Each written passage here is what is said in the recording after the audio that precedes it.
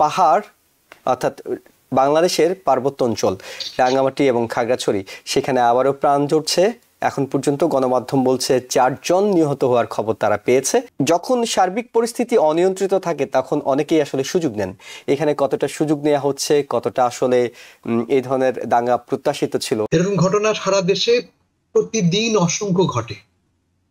এক লোকাল ঘটনাটাকে আপনারা শুধু জাতীয় না আন্তর্জাতিক করে ফেললেন। পাহাড়ে এই সাইকেল চুরি গেছে, সাইকেল চুরি ঘটনার সূত্র ধরে বাঙালি পাহাড়িদের মধ্যে মারামারি হয়েছে, মারামারি সম্প্রসারিত হয়ে 4 জন মারা গেছে। যে কোনো মানুষের মৃত্যুই, যে কোনো দুই পক্ষের মধ্যে হানাহানি আমাদেরকে উদ্বিগ্ন করে। কেন করে? এক, আমরা ধরে নিই যে পুলিশ বা আইন প্রশাসন সেখানে কাজ করছে না। কাজ করছে না বলতে আমরা খুশি হই। এই সরকারের ব্যর্থতার বাণী প্রচার করতে আমরা খুব খুশি হই। এই যে রিভোল্টিং একটা স্পিরিট এবং মব জাস্ট আমি রাস্তায় বিচার করে দেব এই জিনিসটাকে, হোয়াট এভার ইজ হ্যাপনিং আমি রাস্তায় বিচার করবো, এখান থেকে আমাদের আস্তে আস্তে বের হয়ে আসতে হবে। পাহাড় অর্থাৎ বাংলাদেশের পার্বত্য অঞ্চল রাঙ্গামাটি এবং খাগড়াছড়ি সেখানে আবারও প্রাণ জড়ছে। এখন পর্যন্ত গণমাধ্যম বলছে 4 জন নিহত হওয়ার খবর তারা পেয়েছে, যদিও আহতের সংখ্যাটা আরো বেশি হতে পারে, নিহতের সংখ্যা বাড়তে পারে। প্রধান উপদেষ্টা বলেছেন পাহাড়ি জনপদ যাতে শান্ত থাকে তার জন্য প্রয়োজনীয় সব ব্যবস্থাই নেওয়া হবে। পাহাড়ের এই বিষয়টি তো আসলে নতুন কিছু নয়, প্রায় ঘটে, অনেক সময় তাদের নিজেদের মধ্যে ঘটে, অর্থাৎ শান্তি বাহিনী ইউপিডিএফ তাদের মধ্যে ঘটে, কিন্তু পাহাড়ি বাঙালির দাঙ্গা অনেকদিন পর। যখন সার্বিক পরিস্থিতি অনিয়ন্ত্রিত থাকে তখন অনেকেই আসলে সুযোগ নেন। এখানে কতটা সুযোগ নেওয়া হচ্ছে, কতটা আসলে এই ধরনের দাঙ্গা প্রত্যাশিত ছিল, সেই বিষয়গুলো নিয়ে আপনার বিশ্লেষণ শুনবো। ধন্যবাদ জুয়েল। নুসরাত আপা, আপনাকে সালাম। জুয়েল, আপনি ঠিক বলেছেন যে লোকের সুযোগ নেয়, যেমন ঠিক এই মুহূর্তে টিবিএন সুযোগ নিচ্ছে। এটা একটা লোকাল ঘটনা। এরকম ঘটনা সারা দেশে প্রতিদিন অসংখ্য ঘটে। এক লোকাল ঘটনাটাকে আপনারা শুধু জাতীয় না আন্তর্জাতিক করে ফেললেন। পাহাড়ে এই সাইকেল চুরি গেছে, সাইকেল চুরি ঘটনার সূত্র ধরে বাঙালি পাহাড়িদের মধ্যে মারামারি হয়েছে, মারামারি সম্প্রসারিত হয়ে 4 জন মারা গেছে। কিন্তু আসলে ঘটনাটা একটা লোকাল ঘটনা, এটা চুরির ঘটনা। দেশের প্রধান পত্র পত্রিকায় প্রথমবার দেখেছি আমি, লিড নিউজ করছে। আমরা আমাদের এমফেসিসটা ভুল জায়গায় প্রেস করছি। এই ঘটনাটাকে জাতীয় ঘটনা করে তুলবেন না। যে সমস্যা শুরু করেছেন আপনি, পাহাড়ের সমস্যা, পাহাড়িদের যে বৈষম্যের সমস্যা, তার সঙ্গে এই ঘটনার কোনো সম্পর্ক নেই। এটা প্রথম কথা।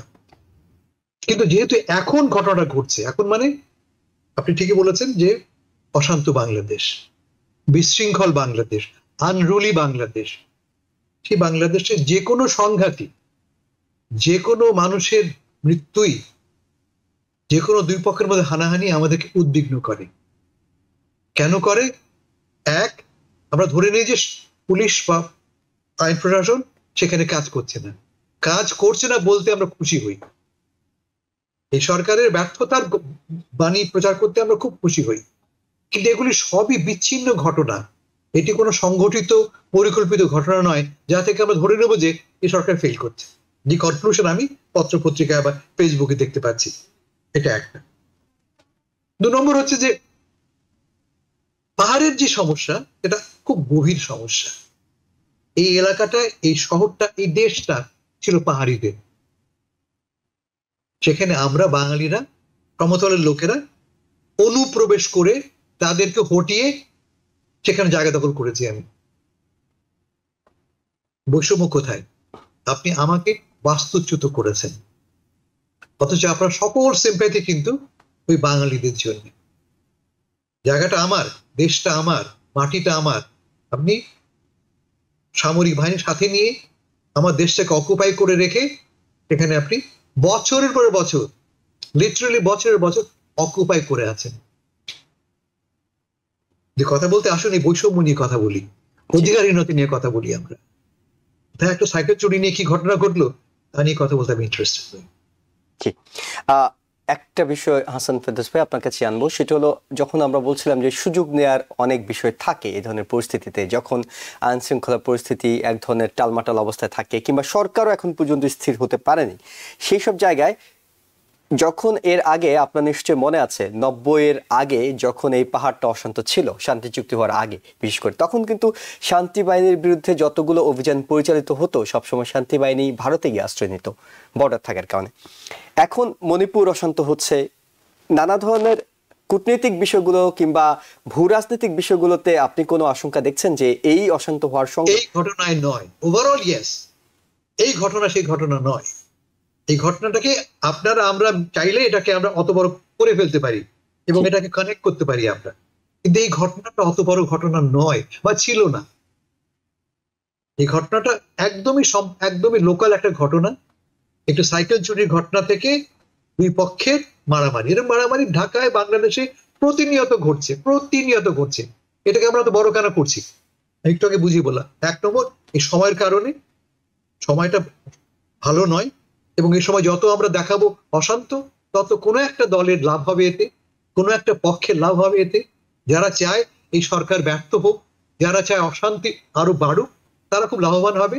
কিন্তু আমি বলবো যে আমি দায়িত্ব আমার হবে এটাকে এক্সপ্লয়েট না করা, এটা হেডলাইন না করা। আমরা বুঝতে পেরেছি। ডক্টর নুসরাত রাব্বি, আপনার কাছে শুনতে চাই যেটি হাসান ফেরদৌস ভাই বলছিলেন যে আসলে এই ঘটনা যাতে ছড়িয়ে না পড়ে, এই ঘটনা যাতে খাগড়াছড়ি ঘটনা রাঙ্গামাটিতে চলে গেছে, সেখান থেকে ঢাকা এখন বিক্ষোভ হচ্ছে, যাতে ছড়িয়ে না পড়ে সেজন্য তো সরকারের একটা দায়িত্ব আছে। সরকার কি ধরনের পদক্ষেপগুলো নেওয়া উচিত বলে আপনি মনে করেন? সরকারের এই তত্ত্বাবধায়ক সরকারের অনেক কিছু তাদের সামনে।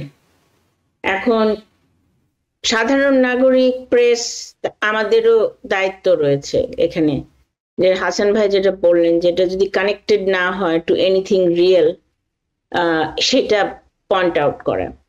কিন্তু দুইটা জিনিস আমি বলবো যে আমাকে মানে একটু পীড়া দেয়। একটা হলো এই যে মব ভায়োলেন্স, যেটা হচ্ছে আপনার এই যে ঢাকা ইউনিভার্সিটিতে একজন পিটিএ মারা হচ্ছে, এটা কিন্তু বেড়ে যাচ্ছে এই মব ভায়োলেন্স। তারপরে আরেকটা হলো এগুলো নিয়ে আপনার world media, specially Indian media, এগুলো খুব সূক্ষ্মভাবে এগুলো কাভার করছে। তো দুইটাই সত্য, একদিকে কিছুটা বেড়েছে, আরেকদিকে হচ্ছে এটার কাভারেজটা একটু এক্সট্রিম আমি বলবো, এবং যেখানে লিঙ্ক না সেখানেও লিঙ্ক করা হচ্ছে। তো এখানে এই গভর্নমেন্ট, এগেন আমরা বলছি গভর্নমেন্ট সব ঠিক করে দিন, গভর্নমেন্ট কি সব ঠিক করতে পারবে? এই মব ভায়োলেন্স, এটা টাইম লাগবে। একটা বিরাট আর্থকুয়েক হয়ে গেছে বাংলাদেশে অগাস্ট মাসে, এটার পোস্ট ট্রেমার শক এখনো হচ্ছে কিন্তু। এবং এতদিনের যে ক্ষোভ, এই যে করাপশন, তারপরে ল্যাক অফ পাওয়ার, তারপর ফ্যাসিজম, তারপর আপনার সেই কাচের ঘর নাকি, ওটাকে ভুলে গেছি এটার নাম কি, বাট এই যে টর্চার চেম্বার, কিছু না বলা, এটার একটা এফেক্ট পড়েছে তো মানুষের উপরে ফ্রম টপ টু বটম। তো এখানে দেখা যাচ্ছে এই যে রিভোল্টিং একটা স্পিরিট, এবং এই মব জাস্ট আমি রাস্তায় বিচার করে দেব এই জিনিসটাকে, হোয়াট এভার ইজ হ্যাপনিং আমি রাস্তায় বিচার করবো। এখান থেকে আমাদের আস্তে আস্তে বের হয়ে আসতে হবে, কারণ কোর্ট কাচারি, অফিস, পলিটিক্যাল পার্টি, এগুলো আস্তে আস্তে ট্রাস্ট এবং রিইনস্টল এবং রিহ্যাবিলিটেট করতে হবে এই ইনস্টিটিউশন গুলা, যাতে স্টুডেন্ট বা এই যে স্ট্রিট কোর্ট ওইদিকে আমরা না যাই। তো ওইখানে আমার মনে হয় তত্ত্বাবধায়ক সরকারের একটা রোল রয়েছে, এবং আমাদের এই স্টুডেন্ট লিডার্স যারা আমাদের গভর্নমেন্টের পার্ট হয়ে, যেমন mister Nahid and all of those people, তাদের একটা রোল রয়েছে, কারণ তাদের কথা কিন্তু এই স্টুডেন্টরা শোনে, যে এখান থেকে আমাদের আস্তে আস্তে we have to go back to the classroom and we have to, হ্যাঁ আমরা ভিজিলেন্ট থাকবো যদি রিয়েল থ্রেট যেগুলো আছে ফর ডেমোক্রেসি, কিন্তু এই মব ভায়োলেন্সে যেন স্টুডেন্টসরা অ্যাটলিস্ট পার্টিসিপেট না করেন। জি, অনেক ধন্যবাদ আপনাকে হাসান ফেরদৌস ভাই। আবার আপনার কাছে ফিরবো, সেটি হলো যে পাহাড়ের ঘটনাকে যদি আমরা এখন পর্যন্ত বিচ্ছিন্নভাবে দেখি, কিন্তু শিক্ষা প্রতিষ্ঠানগুলোতে, বিশেষ করে পাবলিক বিশ্ববিদ্যালয় থেকে শুরু করে উচ্চ শিক্ষা প্রতিষ্ঠানগুলোতে যা চলছে, সরকার এর মধ্যে দায়িত্ব নিয়েছেন 1 মাস 12 দিন হয়ে গেছে, কিন্তু শিক্ষা প্রতিষ্ঠানগুলোতে এখনো স্থিতিশীলতা আনা যাচ্ছে না। অনেকগুলো বিশ্ববিদ্যালয়ে প্রায় সম্ভবত 38টি বিশ্ববিদ্যালয় উচ্চ শিক্ষা প্রতিষ্ঠানে এর মধ্যেই রাজনীতি নিষিদ্ধ করা হয়েছে, তাও কিন্তু নিয়ন্ত্রণ প্রতিষ্ঠা করা যাচ্ছে না।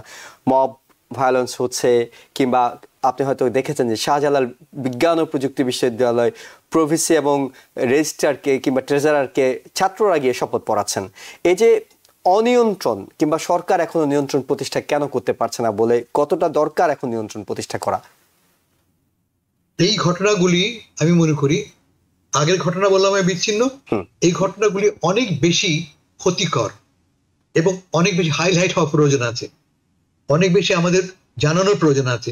এই ঘটনাগুলি ঘটছে কারণ ঘটনাগুলি ঘটনা হচ্ছে কিন্তু উদ্দেশ্যমূলকভাবে, আমার বিবেচনায় উদ্দেশ্যমূলকভাবে। প্রথমত 15 বছরের জঞ্জাল, 15 বছরের জঞ্জাল ওভারনাইট 1 মাস 12 দিনে শেষ হবে না, এটা মাথায় রাখতে হবে।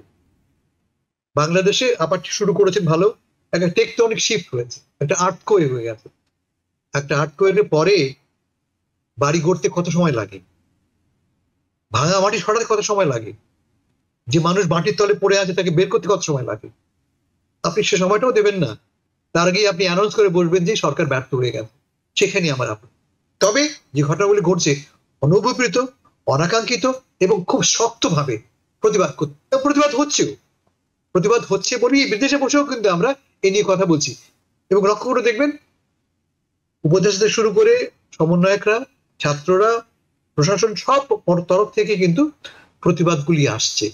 এবং এই প্রতিবাদ যত বেশি প্রোনাউন্সড হবে, যত বেশি উচ্চকণ্ঠ হবে, যারা বিশৃঙ্খলার সুযোগ না যারা বসে আছে তারা তত সচেতন হবে। আমরা কি দেখেছি, ঢাকের বিষয়ে যে ছাত্রটিকে পিটিয়ে মারা হয়েছে, সঙ্গে সঙ্গে 6 জন গ্রেফতার করা হয়েছে, আর বাকি সবার নাম সংগ্রহ করা হয়েছে, তাদেরকে গ্রেফতার করা হবে।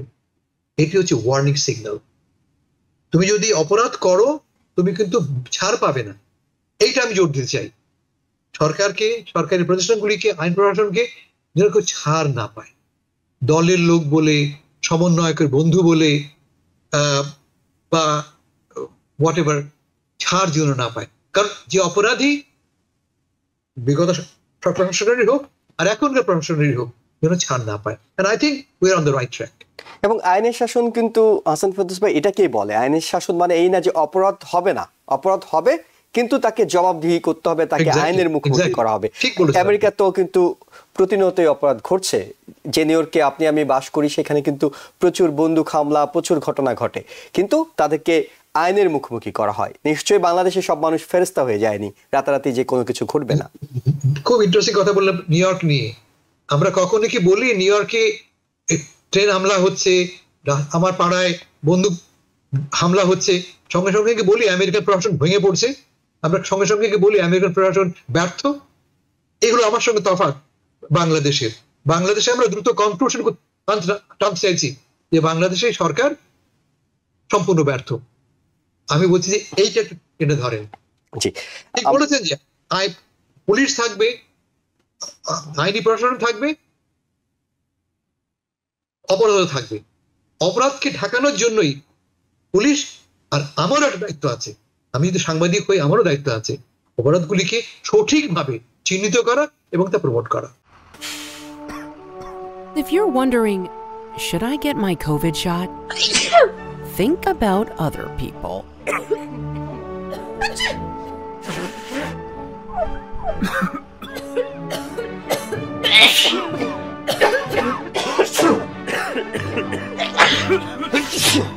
Set a date to get your COVID shot and RSV if eligible.